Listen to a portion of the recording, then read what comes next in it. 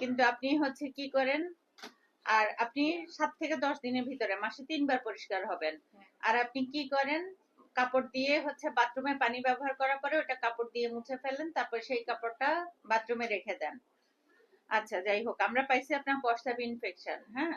আর আপনার প্রস্রাব ইনফেকশনের কারণ হয়েছে কাপড়টা। আপনি কাপড়টা দিয়ে নিচের অংশ মুছে যখন বাথরুমে রেখে দিয়ে আসেন, স্ট্যান্ডে বা বাথরুমে যে কোনো জায়গায় রেখে দিয়ে আসেন, সেখানে হচ্ছে কাপড়ের ভিতরে জীবাণুগুলি থাকে।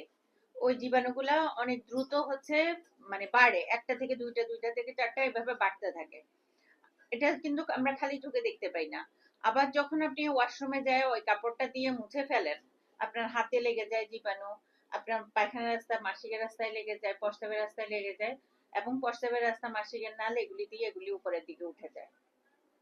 বুঝতে পারছেন?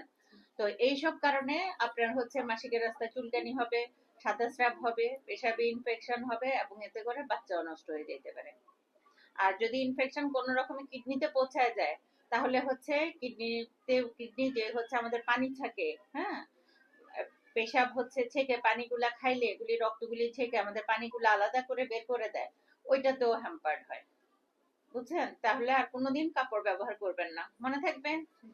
কি ব্যবহার করবেন? টিস্যু ব্যবহার করবেন। টয়লেটের টিস্যু মোটা করে নেবেন। হ্যাঁ, এক টুকরা টয়লেট টিস্যু ব্যবহার করবেন না। এক টুকরা টয়লেট টিস্যু দিয়ে মুছে যাবে না, তাহলে একটু লম্বা করে টয়লেট টিস্যু ছিঁড়ে নেবেন। ওইটা হচ্ছে 2 পরত করে নেবেন, নিয়ে হচ্ছে পায়খানা রাস্তা মুছে আলাদা ফেলে দিবেন।